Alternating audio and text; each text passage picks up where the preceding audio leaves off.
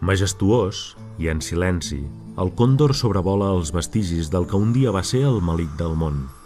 Curiós i tímid, observa com els viatgers disfruten de la monumentalitat de Bolívia i els seus voltants. La Paz, Santa Cruz de la Sierra, Cochabamba, Potosí i el Cerro Rico, la muntanya de sang que la contempla. I segueix el seu vol al llarg de la serralada andina en la que reposa Bolívia i tota la història, escrita en pedra i interpretada de mil formes.